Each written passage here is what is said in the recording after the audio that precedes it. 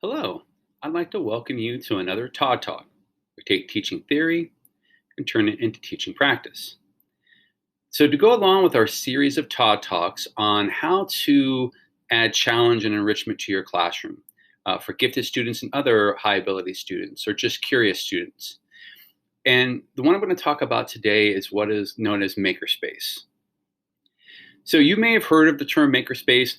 Your school might have a makerspace. There are all sorts of ideas of what a makerspace is. But what I'm going to start with is what it is not. What are myths of a makerspace? So the first myth of a makerspace is that it's got to be expensive. So in other words, you have to have tools in there, cutting tools and materials and circuitry and robotic parts, and even Legos are incredibly expensive. So if you want to have Legos, it's going to cost quite a bit. But or even the seating in the room, or how it's set up, it does not need to be expensive. It certainly can get expensive, and depending upon the level of your students and the focus of your school, if you have a designated makerspace room in your building, you're probably going to have all sorts of really interesting tools that kids can work with. But in your classroom, you can just keep it really simple. So you don't need to spend a ton of money, if any money. You just need to be good at collecting things and getting people to bring in things that they don't want, that you can use. So that's the first myth, that it has to be expensive. It does not need to be expensive. The second myth is it requires a lot of space. So when you see maker spaces, you might see something like this. And what you see here is you see this entire room dedicated to the makerspace. So you have tables, you have bins over to the side, you have tools scattered around, you have special kind of furniture. So this is an entire room, which you don't have. Your entire room you have to teach, and so you can't dedicate an entire room to it. Again, maybe your school does, but if you want to do a makerspace in your room, then it doesn't need to take a whole lot of space. So when we're talking about space, we're talking about two types of space. So there's the physical space and there's the mental space. So what I mean by physical space is how much space or square footage does your makerspace require? And so, like I said, it can be an entire room. It could be a corner in the classroom. It could be a cart, so it could be very portable. We had teachers that did makerspace one day a week. Every Friday afternoon was makerspace. So they just had stored stuff in a storage closet, and when makerspace time came, they brought this stuff into the classroom and let kids use the materials to be creative and to make things. And so it was a temporary makerspace.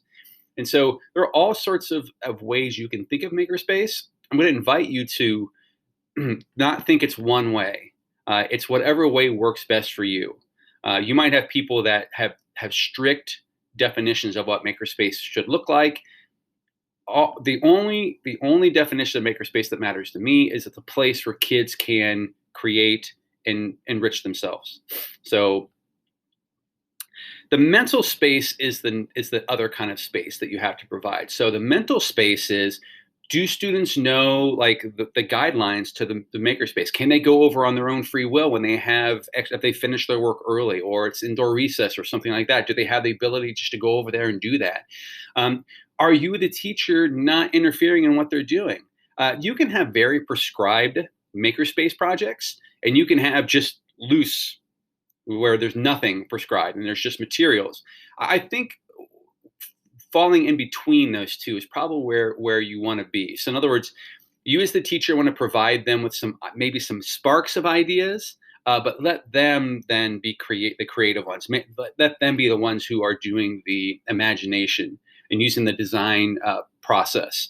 Because what you don't want to do is you don't want to create a factory where students are simply putting together the directions that you have given them. Kind of like Legos right now in the 21st century. When you buy a kit of Legos, it comes with it's like putting together a table. I mean, it comes with directions. You have to follow directions step by step, and you have to put the pieces they tell you to. When I was a kid, back in the 80s, Legos were just a big box of Legos, and you just did whatever you wanted to. And so you could be as creative as you wanted to. And if you weren't creative, you ended up with Lego pieces like I had. But regardless, I had the ability to do that. So you do have to have a mental space as well.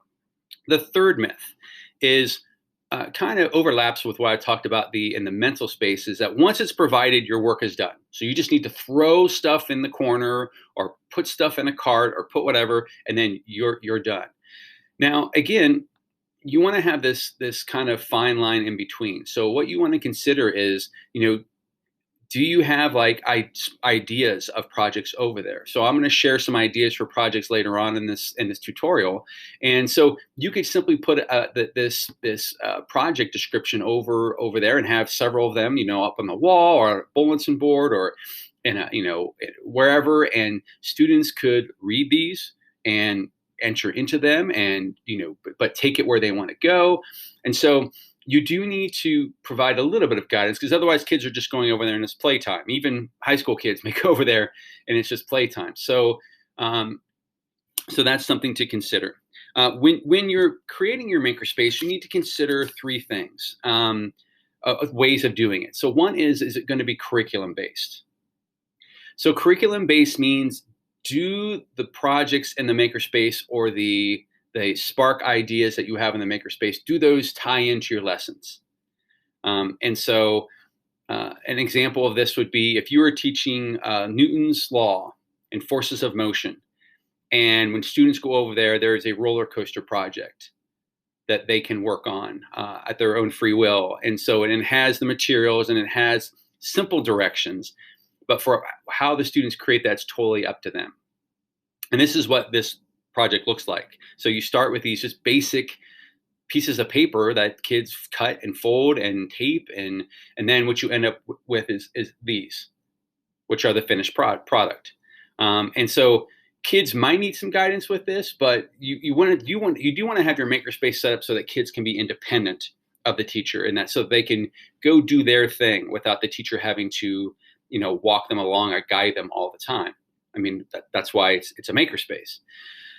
The second way that you can do things is subject-based. So let's say that you teach English language arts and you want to have a makerspace that's kind of a writer's workshop. So you have a magnetic poetry over there. You have some books over there. You have some, a lot of people think of makerspace as only being science. It's not.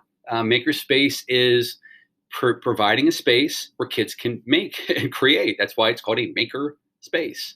And so you could have something like that ties in with your subject area, ELA. You can have a social studies one where students are like looking at architecture from, the ancient Greece or the Egyptians or the Mesopotamians, and then trying to see how they create something of their own. Or there could be all sorts of things. And maybe you don't teach ancient history, but it's just something you teach American history, but it still has to do with your subject. So it has to do with history in general, or it could be geography, or it could be, economic. There's lots of different strands of that you could have over there, and they don't need to tie directly in with your lessons. So a student conceivably could come over to your makerspace, start working on a project, and just abandon it. And that's perfectly okay. So this is not for a grade. This is not part of their mastery. It's part of their learning process. So if a kid chooses to challenge themselves, chooses to enrich themselves, then they have this opportunity to do that, because that's all a makerspace is an opportunity for students.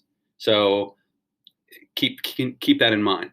The last type of makerspace, so we have curriculum-based, subject-based, and then there's just a free-for-all where you're just allowing kids to be creative. So you might be a math teacher, and yet your makerspace has to do with a lot of engineering design process, which is somewhat linked to math, but not necessarily. Or they just might be really interesting or high interest projects that kids would be interested in doing that have zero to do with your subject area.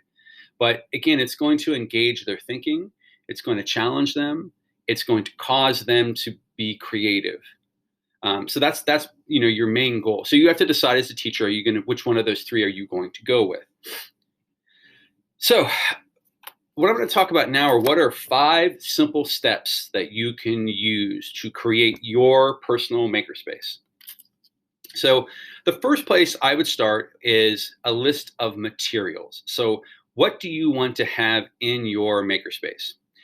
Again, if you have a budget, great, but buying expensive materials and expensive tools and all that stuff does not necessarily lend itself to kids being creative. I mean, our district purchased these giant trailers that were portable maker spaces, and we can drive them around to all the schools. And they're sitting in the back of one of our schools collecting dust and not being used at all because it was difficult to get that many kids in. You had to supervise, and it was a whole mess. It was not user friendly. And so as a result, we spent all this money and now we're not using it. So when I first started teaching, I didn't call it a makerspace, but this is what my makerspace looked like. And what I did call it was big box of crap. And so I took anything in my house, whether it be like an old phone, an old computer, it didn't have to be electronic stuff. It could just be stuff I had around the house, toilet paper rolls, different things of that nature. And I just threw them in a box. And kids would come in and they would like dig through the box and mess around. So if I had some circuitry in there, they might pull it apart and start kind of experimenting with it and looking at it. If I had some craft stuff, they might take that and put it together to form something. But again, I just brought that in. So you can consider this a couple ways. You can ask your school to buy you makerspace materials.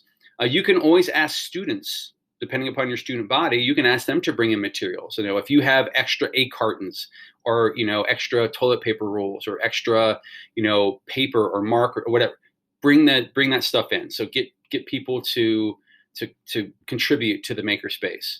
And you could go out and purchase some things yourself, but I would keep it simple. So here's an example of a simple list of things that you could get. So at home, you could look for boxes, paper towel rolls, different canisters and caps and cartons and all sorts of things. Again, instead of throwing it out, just wash it out and bring it in.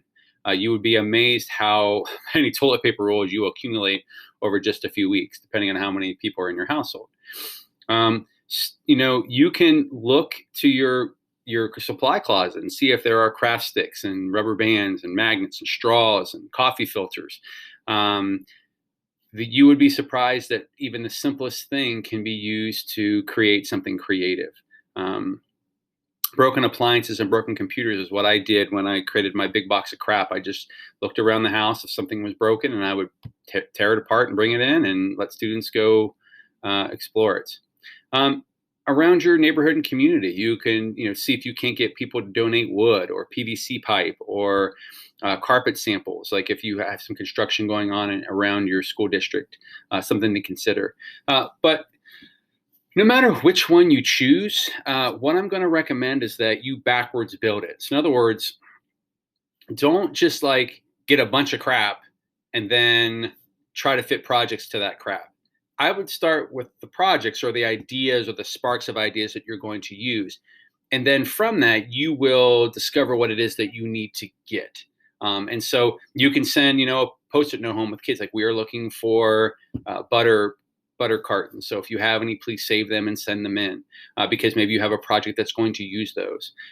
So keep in mind that you should, rather than just randomly gathering stuff, although you can do that as well, you might want to backwards build it where you're really thinking about what it is that you need based upon the projects you're going to have in your makerspace. For the second step, you need to designate a space. And that seems really simple, like you can point to a corner and say, that's the space. But you have to organize the space and make sure there are clear guidelines for what students can and cannot do in the space and when they can and cannot go over there.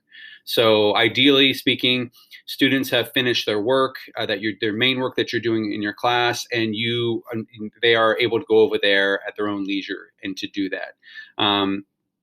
But when they get over there, like if there are certain things depending upon the age of your kids, you may not want kindergartners using a hot glue gun, but you'd be okay maybe with junior high kids, but you may have to show them how to do that. If you're going to have any tools, you have to be very careful about what you have over there, and can kids injure themselves, and have you trained them on how to use those tools? So designating the space is not just like saying this is the space, it's also setting up the guidelines for that space. So when can you go there? What can you use when you're there? How do you do that? All of those things are things that need to be taken into consideration. The third step with your makerspace is you need to give students opportunities. And what I mean by that is this is just that. This is an enrichment opportunity. So if you could certainly set up your makerspace, and kids have to use the makerspace to do project-based learning as they're going along. You could certainly use it like that.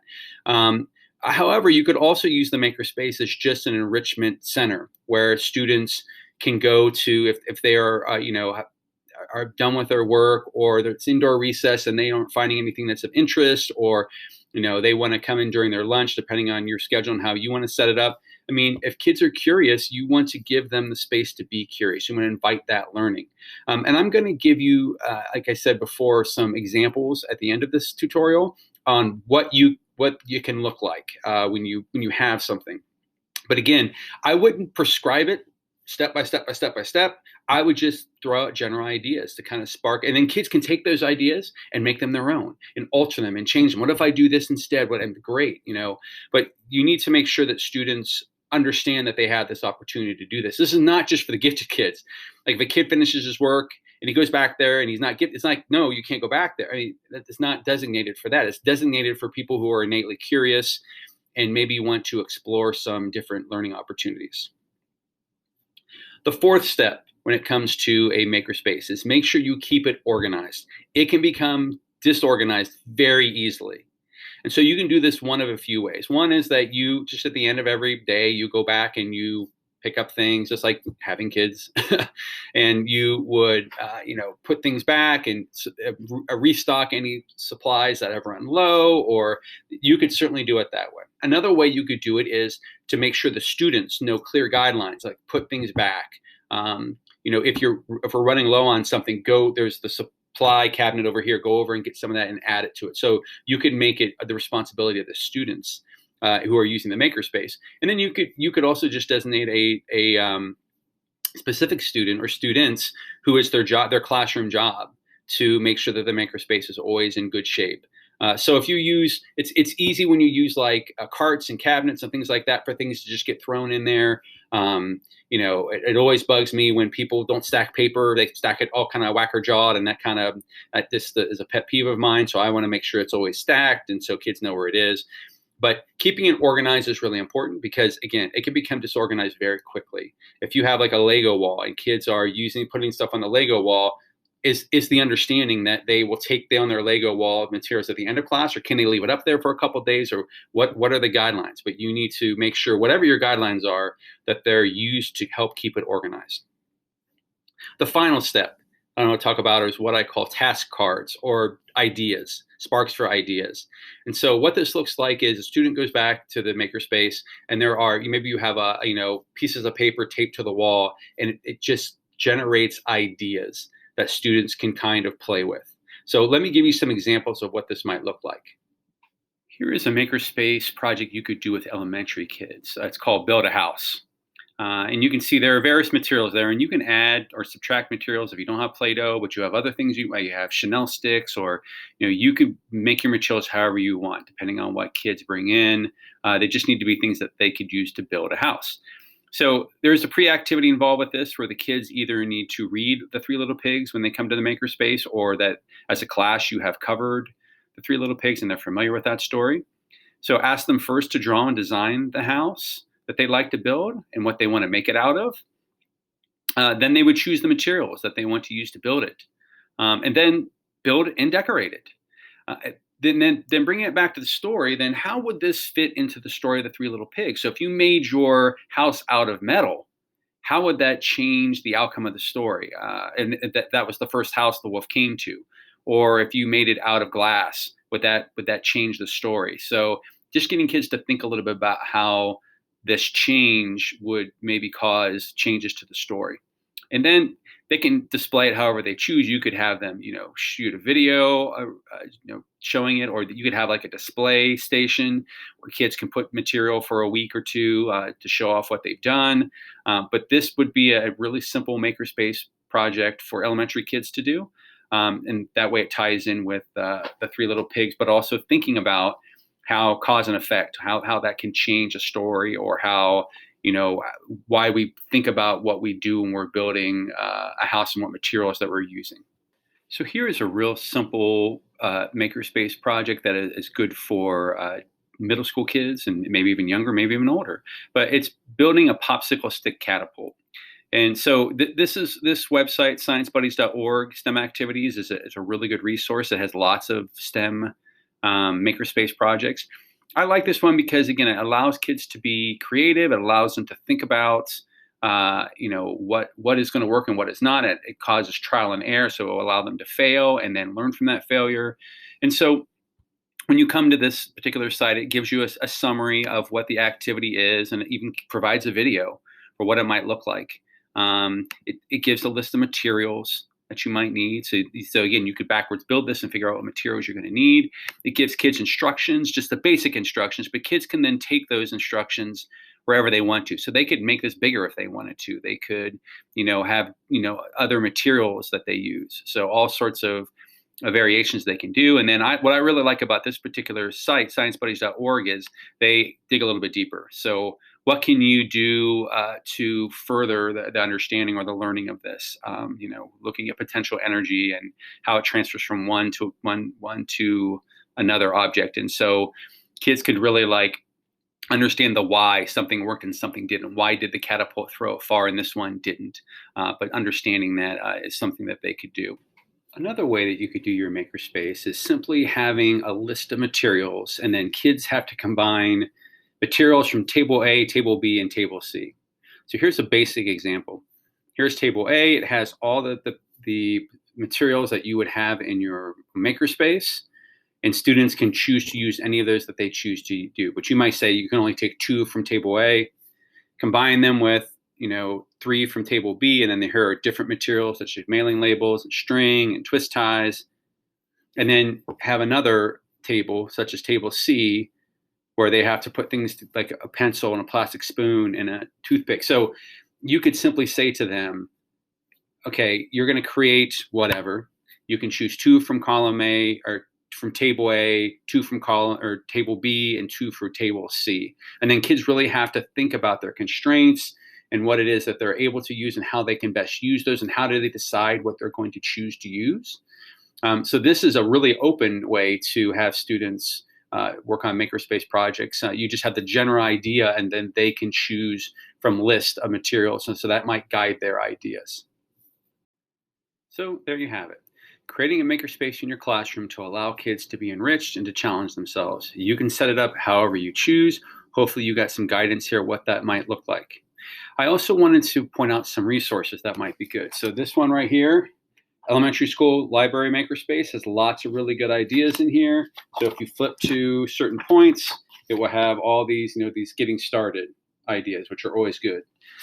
There's also the Big Book of Makerspace projects, and very similarly, although it's a little higher grade level, so the one before was elementary, this will have projects in here, and it'll take you step by step through the projects, how kids would work on these projects. So a little more guidance there.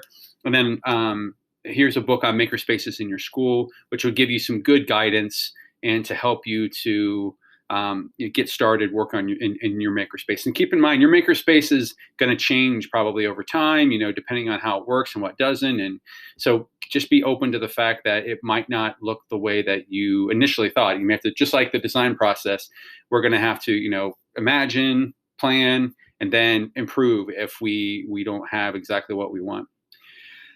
Thank you very much.